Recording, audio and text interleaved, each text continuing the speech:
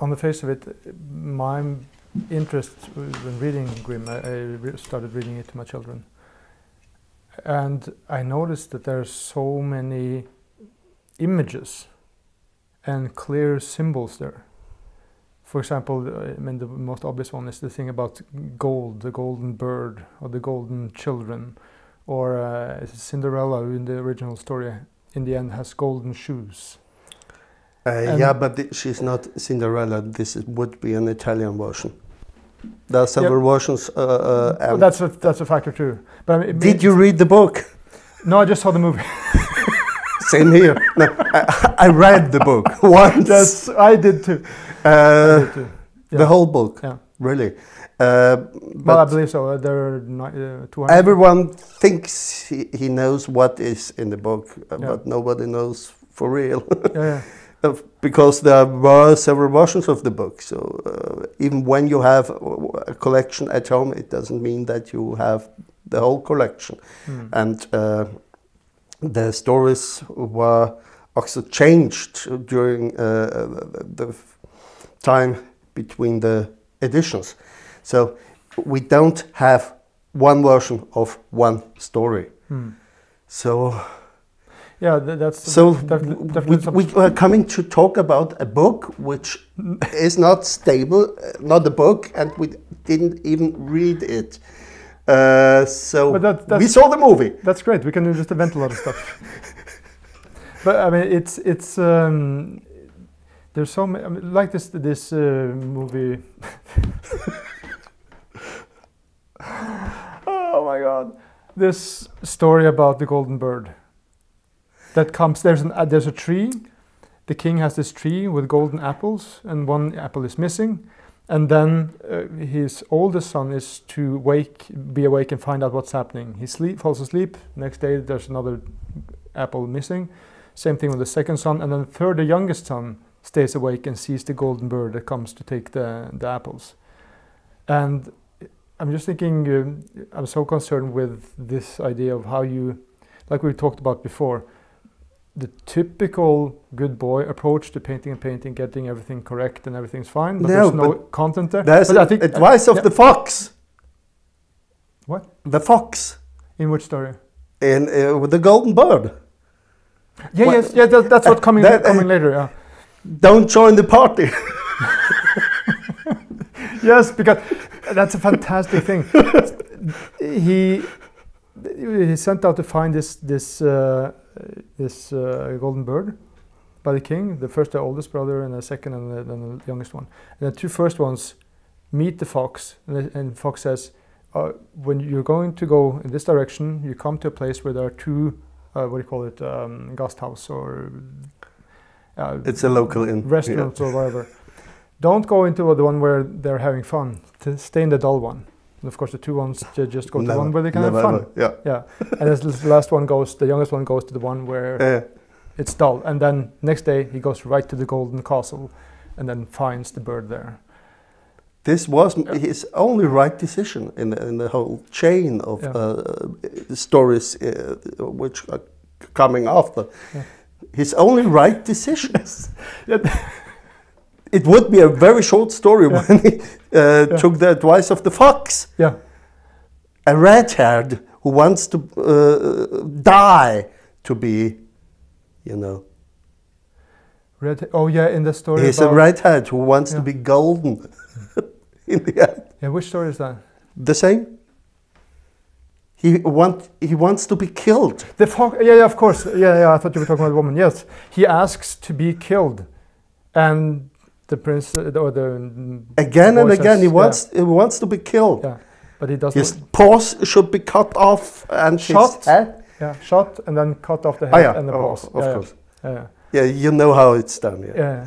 And the actions and the symbols and the colors are so clear that I mean, you should not be a pure naturalist as a painter, but you should also not be a pure symbolist.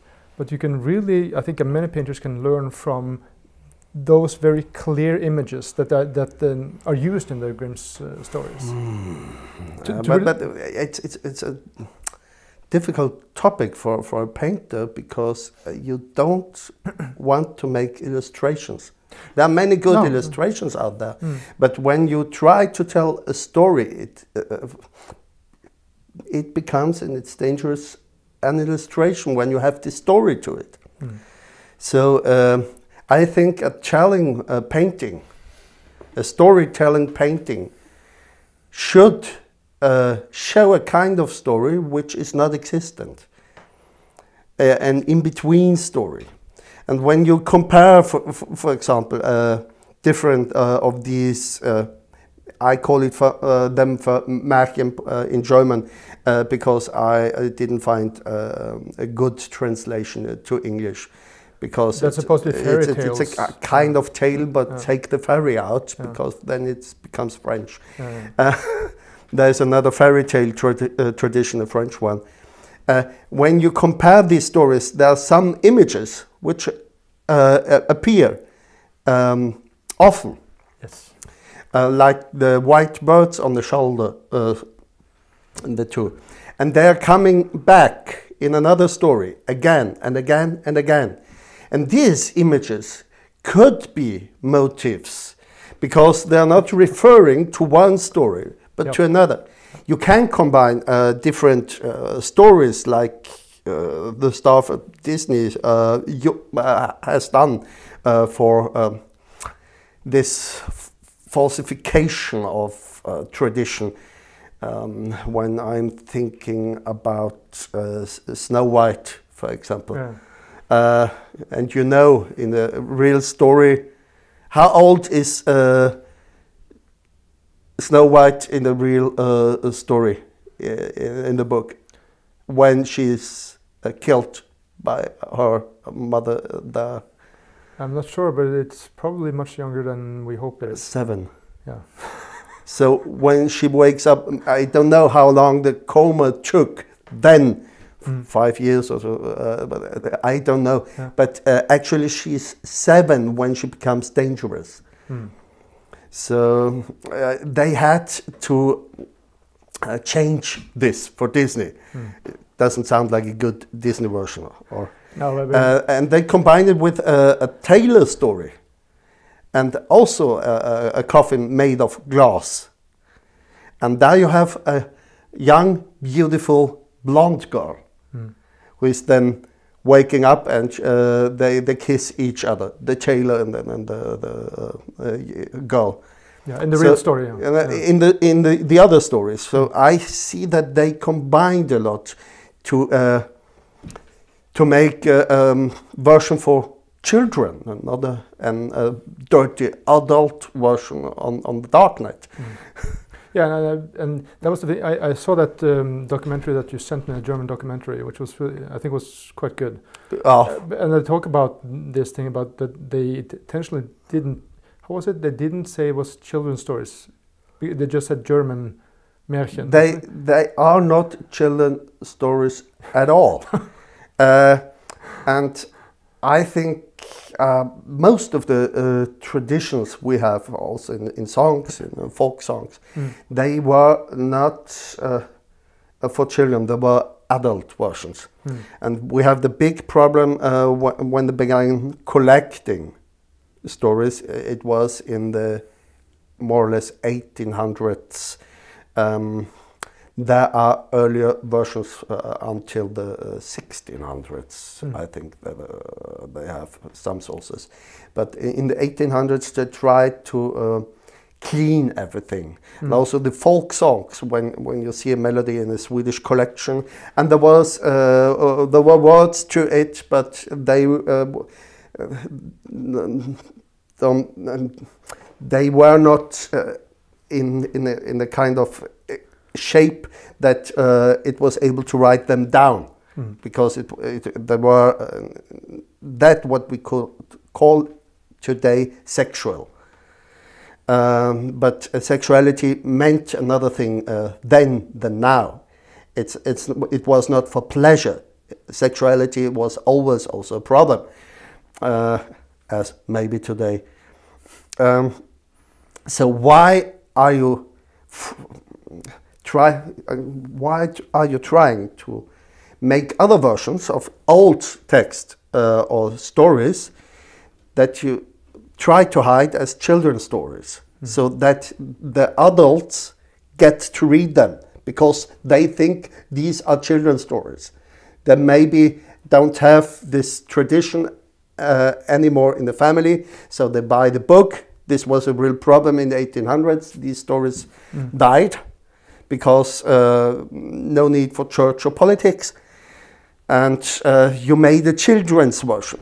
And now this happens. You're sitting there with your child and reading the book for the first time. Yeah, exactly. So yeah. this is how you get the stories into the public.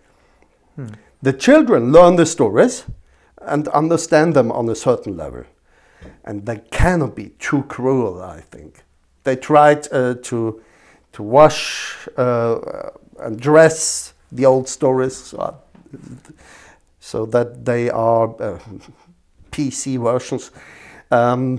But it changes the meaning completely.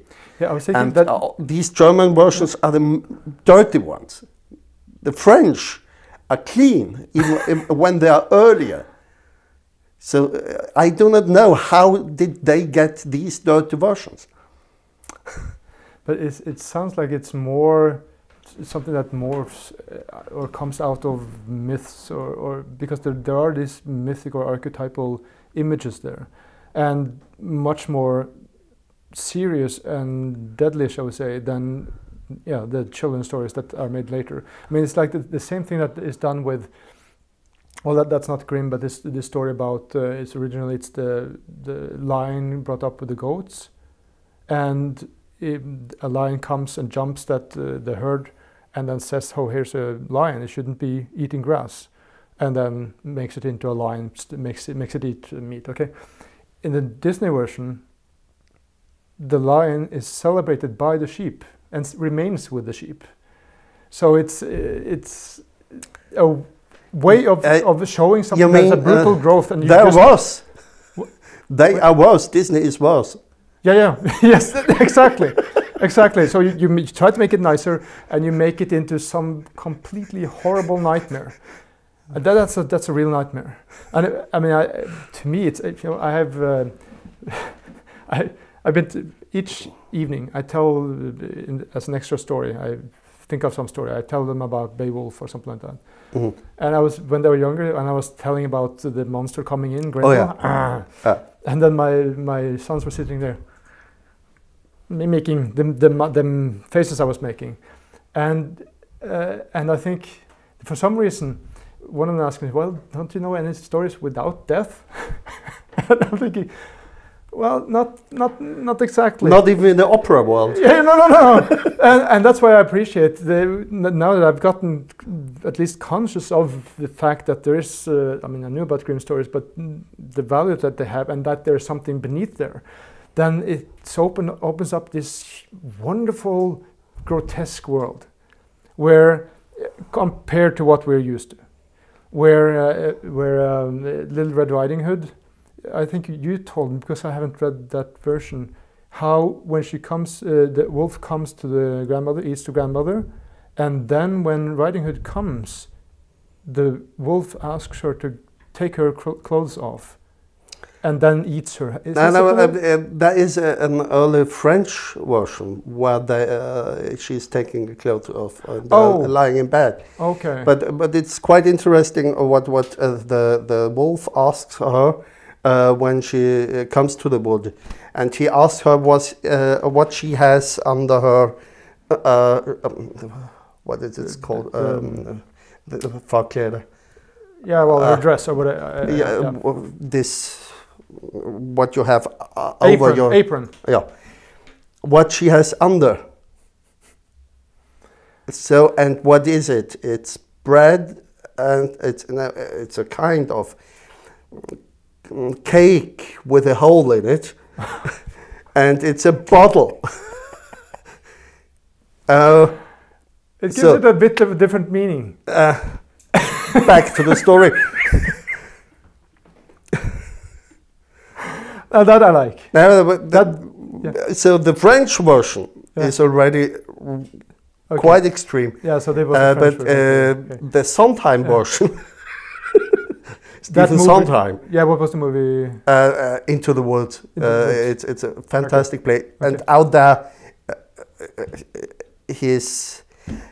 who is not enchanted by Stephen Sondheim music and words. It's a wonderful play, Yeah. and he got it right. It's a horrible story, really horrible. Even the song she sings, You mean, Rotkäppchen. you mean bad quality or It's a grotesque? horrible story because you understood what happened, and she got with her grandmother, so the whole family from the female side into the valley, and you know this German version where the hunter then comes and tries to rescue them, and the wolf not really dies, yeah. So it reminds me of that story, which is it's Apollo and Daphne, where he chases her, and she doesn't want to be together with him, and calls for her father, help me, and she is turned into a tree, because she doesn't want to go through that pain of becoming an adult. You know, Or the most beautiful music Richard Strauss has written, when she's becoming a tree. I haven't heard that. And you listen to a tree.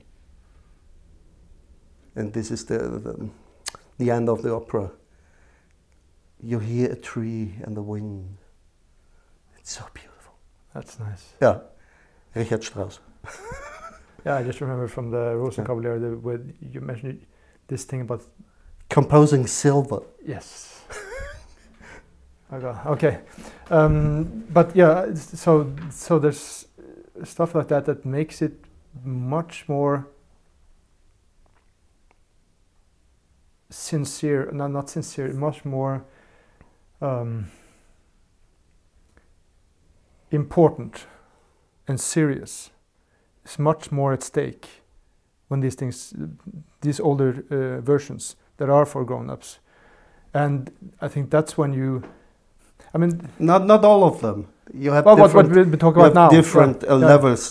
So there are some in between, some stories which survive, and then there are these nearly shamanistic ones with repetitions which should be sung, I think, and how shapes change over time.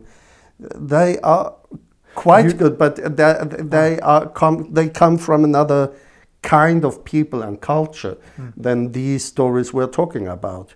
Okay. And they are, I think, quite old.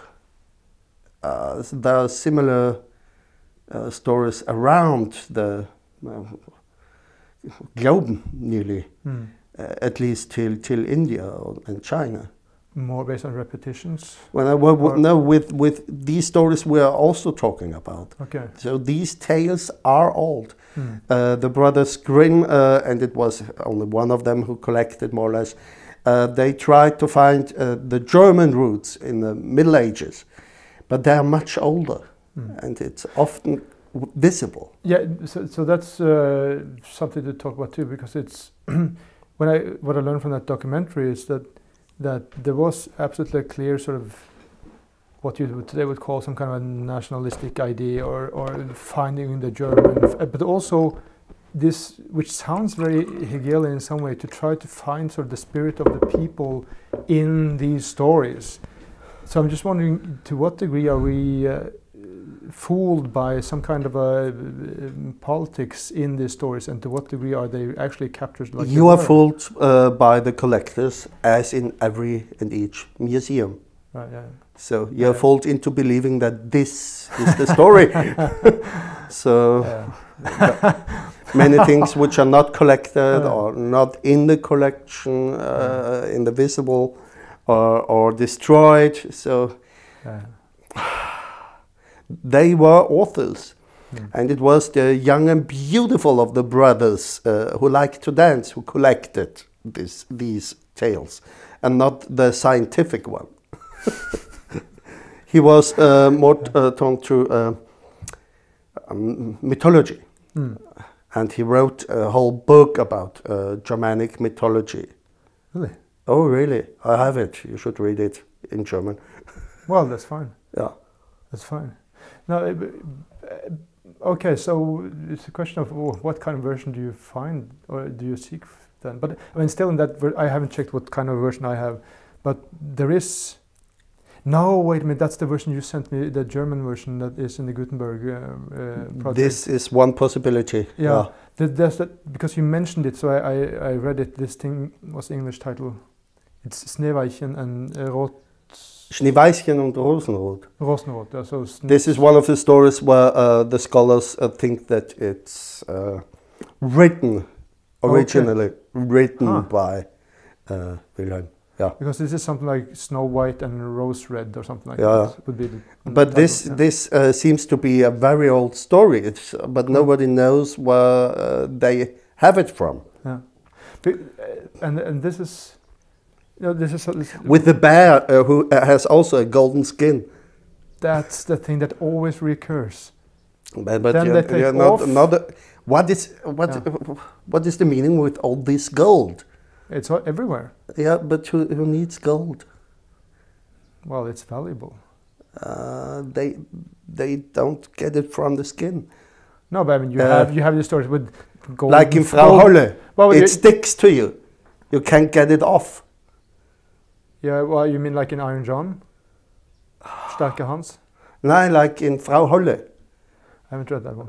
It's a very well known, the two half sisters or so. One is darker in the hair and one is blonde, and they're falling into the well. One first coming to an oven with bread, to apple trees, and then further to Frau Holle, who is a version of the mythological heel, Nordic goddess. Yeah, so like the ruler of the underworld, something like that. And there she works, and after a while she is allowed to go back through a kind of portal, and there she gets gold over her that sticks to her. She cannot get it off, and she comes back to the mother and her sister, and she also wants to get the gold and jumps into the well, and the same procedure, but she doesn't want to walk, so she wants to go back at once, standing under the portal, and she's getting, I don't know it in English, in German, Pech, the black blood of cooked trees over her, and it sticks to her for all life, and she's... So, give me the PC version. That's kind of difficult. Yeah. But it's used also in Iron John when this... That's a fantastic thing, where they find this Iron John, this sort of bronze-like figure at the bottom of this lake, take him to the castle.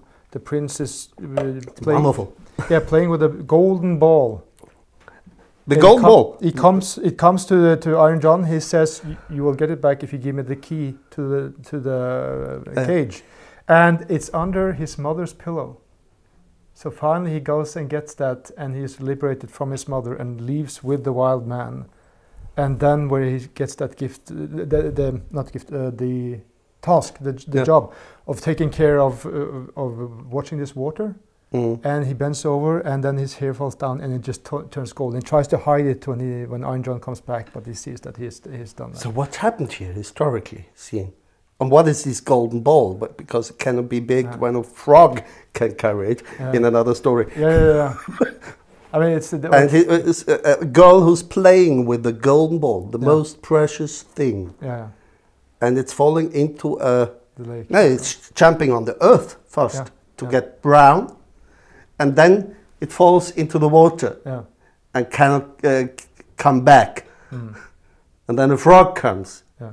A frog which is, nobody knows, a prince. Yeah. But that's the same thing as with Cinderella.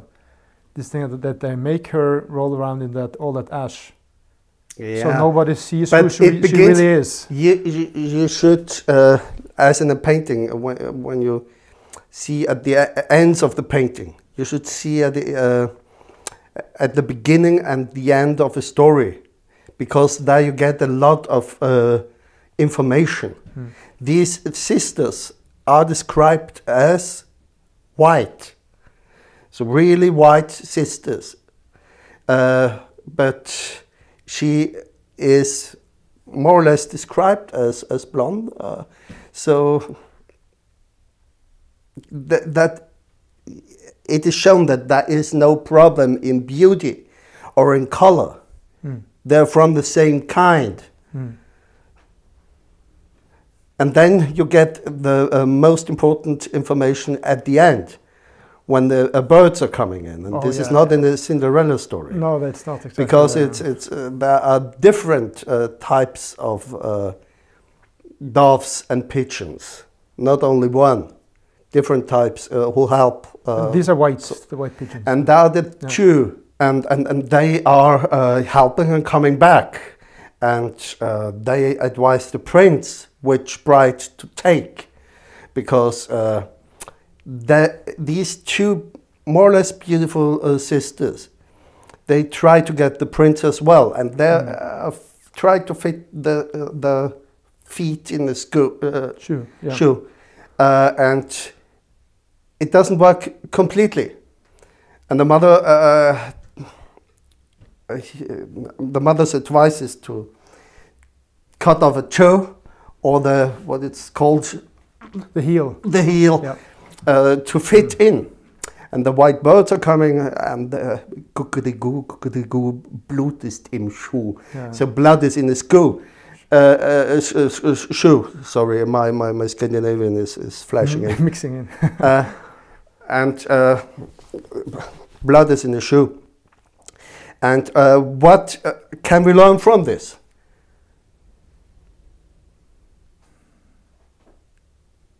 That is not only important that a woman is beautiful and fair, can we say, but the form of the foot has to be like the antique Greek form of a foot. Not the Roman, but the Greek version. So they're going deep into details there. It's not because the foot is big, but it has to get a certain shape. Yeah, because it's almost fitting. And then the story continues, because they're marrying. And the sisters come to the church, and she has the white birds on her shoulders. And one sister is on the one side, one sister on the other. And the birds are picking out the eyes, respectively, where they're sitting. Then they go into the church. They are allowed to see the marriage with one eye each. Returning, and then the birds take the other eye, because they changed sides. So they are completely blind because they were blind. Yeah. It becomes, and this is the part of the story I like. And that's again a fantastic image. And you do not get the Disney version here. No. And I think you're correct in saying that it's, you shouldn't just illustrate this. It can become so-called illustrated, because you need to understand what these images mean, or what these symbols mean, so that you can use them in some kind of other story. But why do we have these stories? Why is it so necessary to have oral told stories now in a book? Why not religion? Why not science? Why not a good novel? Why do we need this stuff? I really wonder. It's a kind of genre where you don't see the meaning. It's too strange, often too obvious, too boring. Why could it not be mythology or religion? Do you see any religious reference in the collection? There are several moments where heaven is open, for example. Yeah, well, there are some. I mean, like in that. But it's not in a clear religious context. No, and you have that story of the Snow White and Rosy Red or whatever it is in English, where it's described how they will normally sleep in the forest because none of the animals are hurting them, and then they wake up one morning and this sort of, is it golden or at least sort of child that you can almost see through, wakes up or stands beside them and smiles at them and goes away. And then it turns out they are just before they had walked off the cliff. Yeah, and a child. Then the mother says that this is the and angel there is a that kind took care of of you. angel in another story taking care. But in the collection there are some religious tales also, but not in the main part, but as a chapter after the main part. I read a couple of those, and one was very short and very obvious and not very interesting. It was too obvious. There was no mystique in the terms of, there was no real change of the situation or what happened to the person. It's just a matter of dying and then coming up to God. Yeah, that was it. Yeah. So Not gives much. a little bit of hope, or Yeah, I guess. maybe. But I think these stories that are the most what we think of, or what is typical to think of as extreme when you know the Disney version. I think that's why I think about myths, because this is what Campbell is talking about, at least how they have to be so exaggerated and so intense that they really stick with you. So you don't forget them. You don't necessarily understand exactly what it means, but it's so strong that it affects you because it has something to do with the way we experience life. So just to see these images, I'm not sure what the exact explanation should be, but it's obviously necessary for people to see these images or hear these stories. I see a lot of similarities to Norse mythology. Okay. Same images, same way of thinking.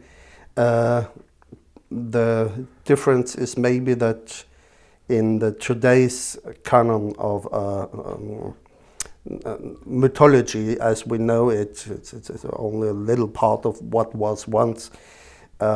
It is always related to a kind of not written history. So it's also history writing about the North and what happened and will come again.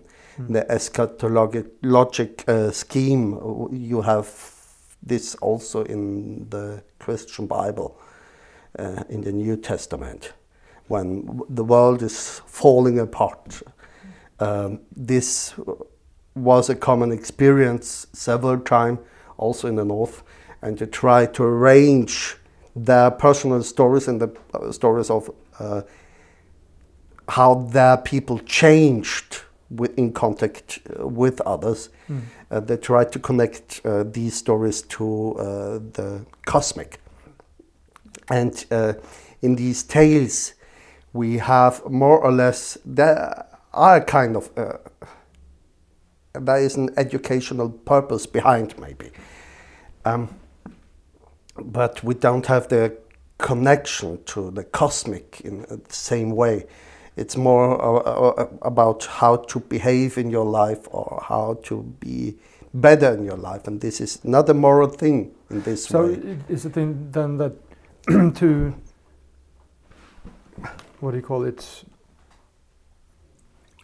to understand the reality that you're living in, it's important to see it in terms of images, represented in images that are not literally depicting what is happening or has happened, but shows the psychological forces at play or something like that. I mean, there are about every and each tale. There is a full book with people who think they found a psychological meaning behind.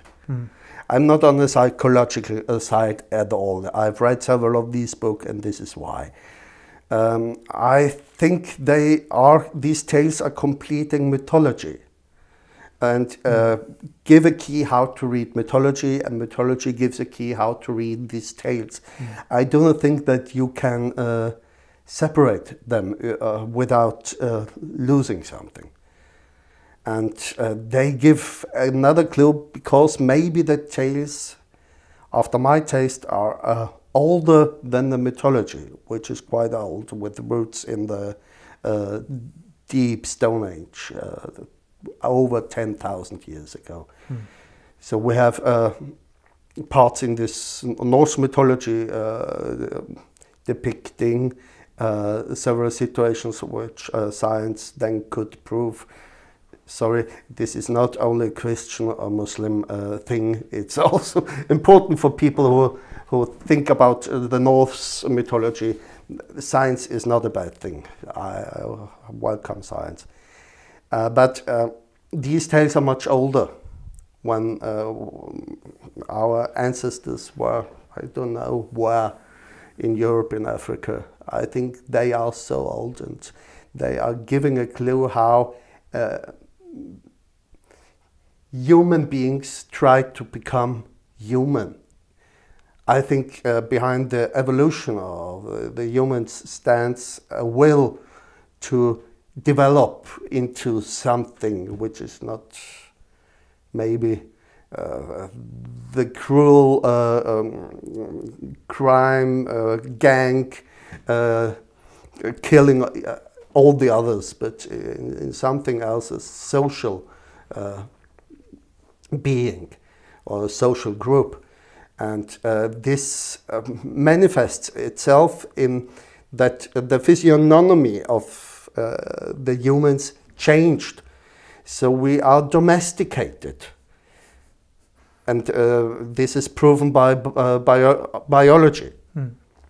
So there is talk about human self-domestication. Who else could have done it? And then you are developing into a being which looks like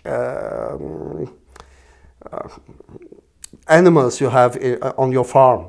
The ears are changing, all the facial parts, they are changing. You look younger in your lifespan. You look like a child in your lifespan compared to an ape. An ape would see a human being as a child when he or she is old. So this is why we have beards, to look a little bit more like an old ape. So we don't feel that domesticated, maybe. But I think that these tales come from a time where people willingly wanted to domesticate themselves. And it's when you look into the stories carefully, you see that it's much not about behavior, but about how the body should look, how you should behave, not to be a good person, but to be a person who is successful in the end. And they decide to take other directions all the time, these figures, but they win at the end, maybe, and the others lose their toe. And the Speaking of self-domestication, does that have to do with one thing I noticed that you see in several of these stories? For example, in the Snow White and Rosy Red, is that they have this perfect harmony with the mother in this house, and in the evening they always lock the door, and they sit there and read or whatever. But then suddenly there's, and they open. The mother tells them to open up, and this huge bear sticks its head in, and they are scared. They're terrified.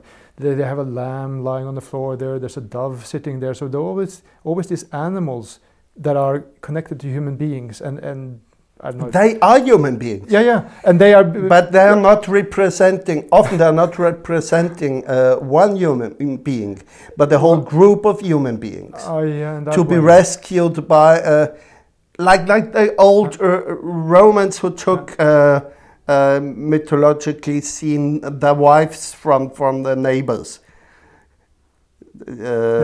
So this bear is a golden one. Yes. Who finds but the funny thing women. The funny thing is that the mother welcomes the bear in. Yeah. And says to the daughter, "It's okay. It's okay. I know what."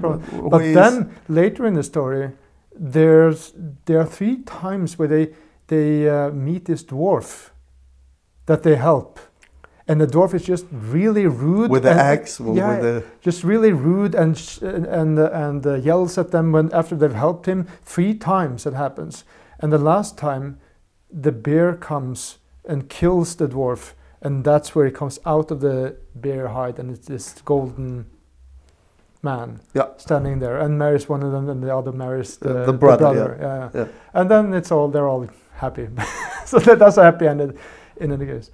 But I mean, obviously, there, as in Little Red Riding Hood and the other stories, the point is then to come together with a partner and have a family. I mean, it's very the very right obvious. family, Yeah. not any. Yeah. The right one. Yeah, and so they can show that very clearly with this big bear that can protect them and is kind, and this little person that is just micy and angry and uncomfortable to be around all the time, just makes trouble. So it's a very visual way to show differences, and that's the thing. That's the sort of thing that you don't have to illustrate. Here's the bear, here's the dwarf, but you start learning a way of a type of language that is extremely visual. I think that is a major takeaway that you can have from it. You see, when you're dreaming, you think you're dreaming long stories, but when a doctor is on your side and he tries to measure how your dreams are developing.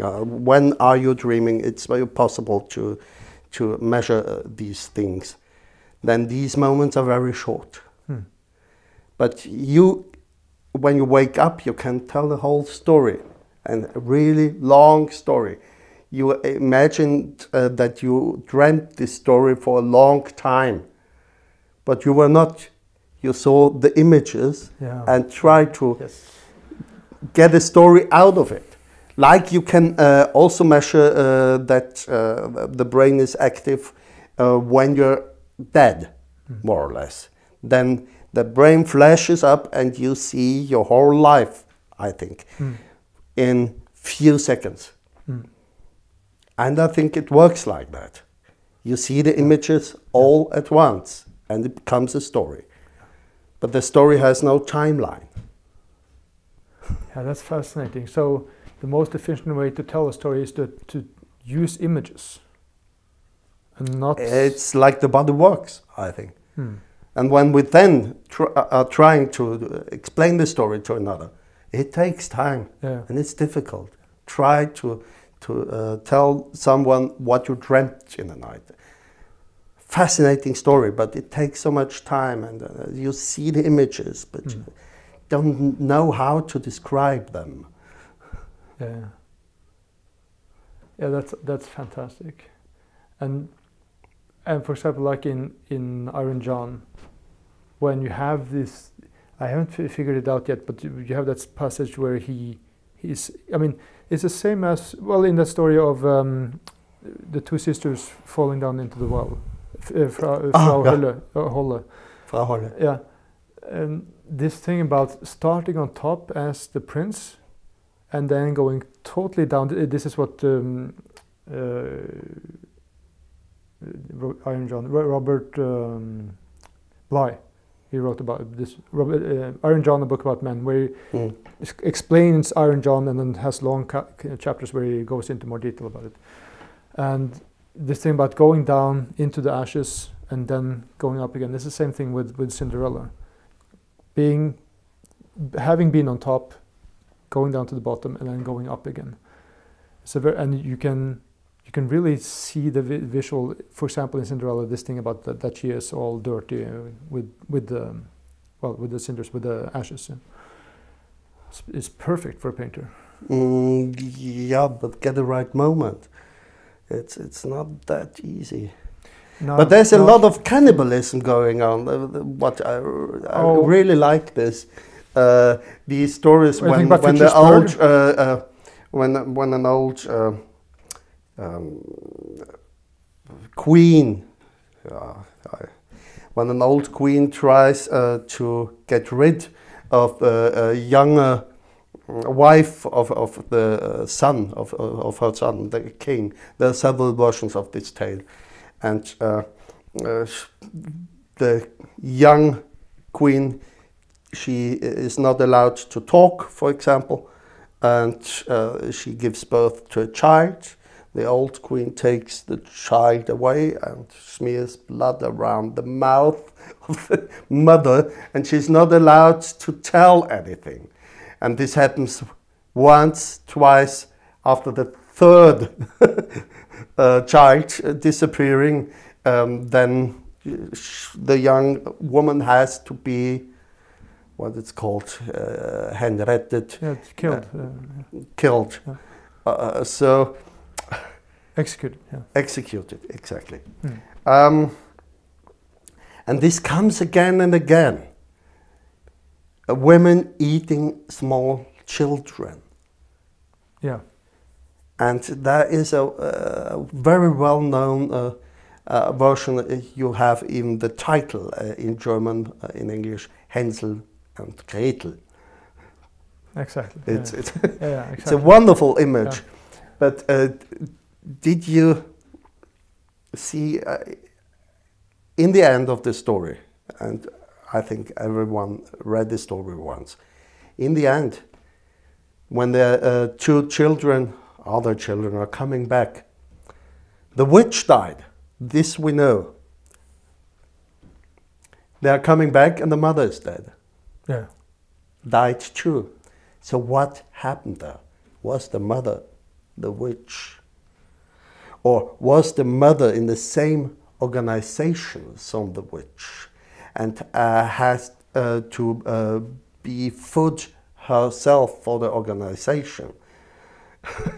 So maybe there is a circle of witches organizing around, and she was the one who was forced to give her children to feed the one witch, and this witch was killed and they took revenge. Nobody knows. I think my theory is that the mother was the witch. Yeah.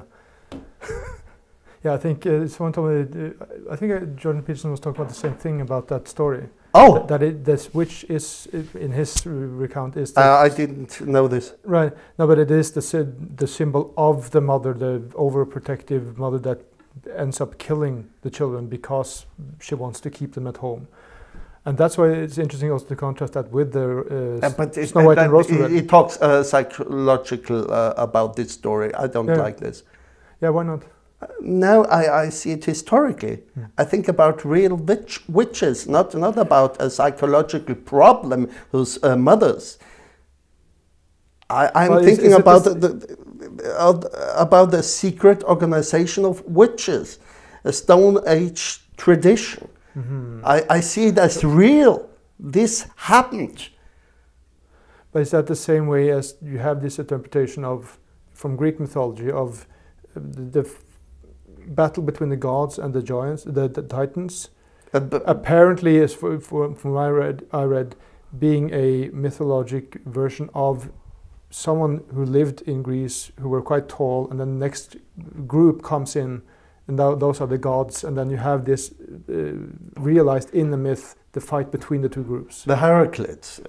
But there was written a lot about it, and there are people who think that they debunked this. I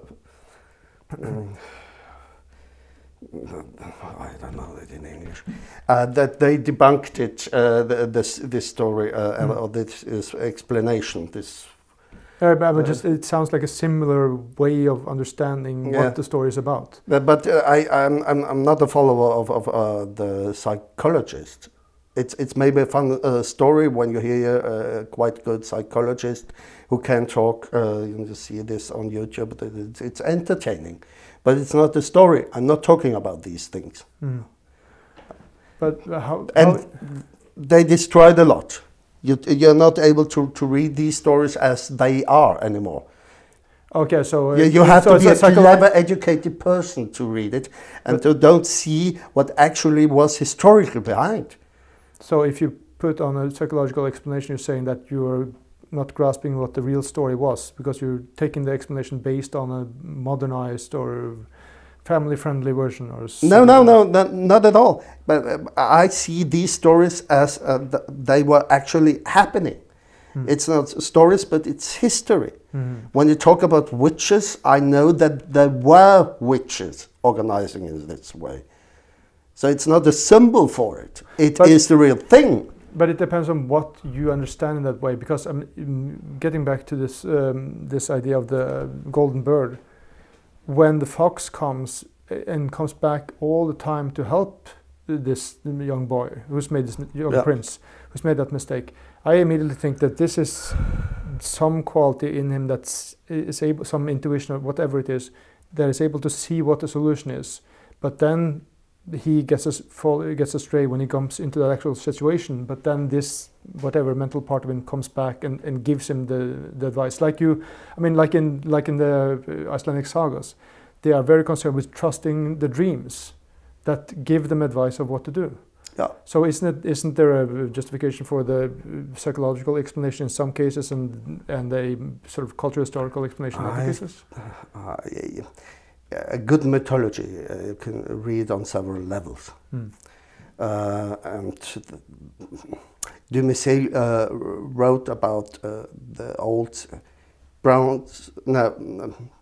Bronze Age social structure and the color symbols behind. Dumézil, he was a scholar in France. Dumézil? Yeah, he wrote about Norse mythology and compared it to Turkish mythologies in the place. And he wrote a whole book about the color scheme in these old traditions. 3 colors always, like you have also in Snow White, the black and white and red. So there is white standing for the ruling class, red for the warrior, and black for the farmers. And good mythology you can read on several levels.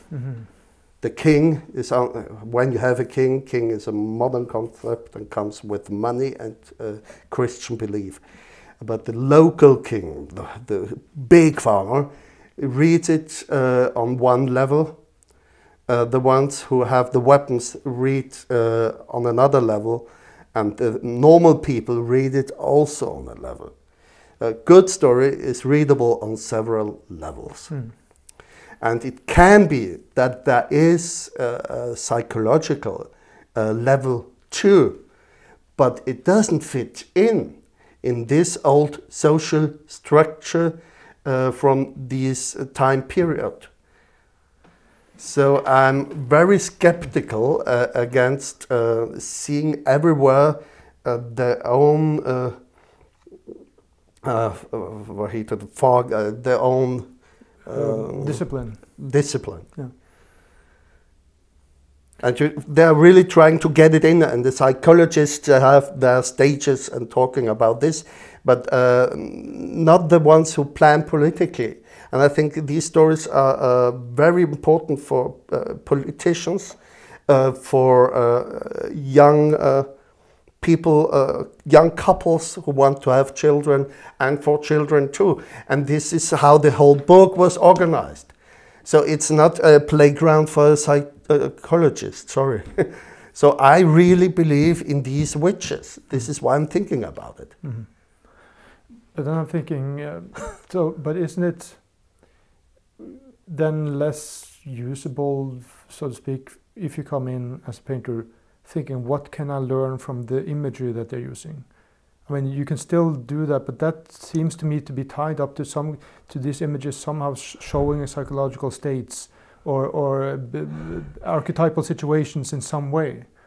As fast as you can see it as a psychological explanation or imagery, you can change it. You can try to manipulate people by changing a story. This is what Disney does. Mm-hmm. Then it is possible to write new stories as well, to get something psychological into people, or something important to tell to children how to behave in a PC way. I think it's problematic. Mm-hmm. Stick to the image. When you don't know what it is, stick to the image. This is what you have to transport. Another person will try to get the story, and maybe by inventing another one. And this is the good thing. But don't make symbols out of the symbols for something you have in mind, and it's entertaining maybe. Mm. But stick to these symbols. This is why I think don't make illustrations. Stick to these symbols which are coming back, like this consistent dream you have again and again and again in another context, in another context. There's something in it. Right. I think I understand what you're saying. So in a sense it's because I've been quite concerned with when you talk about myths, when you talk about something that is so-called classical, which means that it's has some eternal validity and relates to the human situation, then it's enough to just look at the typical images that always occur, because then they will transport the eternal meaning. So you don't have to, well, I mean, you should understand it at some level so that you No. You have your interpretation as I have, and I see it all as historical. I see that most of these things happened. Maybe it's not one person but a group, but that there were witches I know quite well. And it's a fantastic story around. So they're another symbol. So it would be, in that case, it would be something similar to if you experience something in your everyday life, and suddenly you think, oh, that's an image, that's something that is archetypal. And then you take that specific situation and you make it again, but not as that specific situation, just as a general situation, and you are mythologizing it. Then it's a falsification. Stick to what is in tradition. But you can invent not try to be original, not try to be personal. Don't be original. You are coming to be original anyway by making mistakes. Exactly. So stick to the tradition, and it's like when you. I think it's not wise to paint movements. I'm coming to the point. When you make a painting, it doesn't change that much. You can paint the movement. You can paint a situation before or after the 1 second. But in a movement, it doesn't look good. It's like when they at Disney's drew the movies.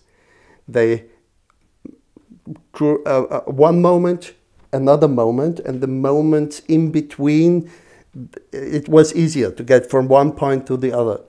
So try to make the main movement there. And it's the same with these stories. They are maybe moving, but they're coming always to a situation where the story stops. And this can be an image. You mean like the peripeteia of that Aristotle is talking about, the actual peak of the whole situation?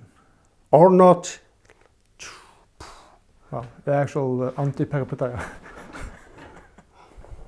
The actual low point, yeah.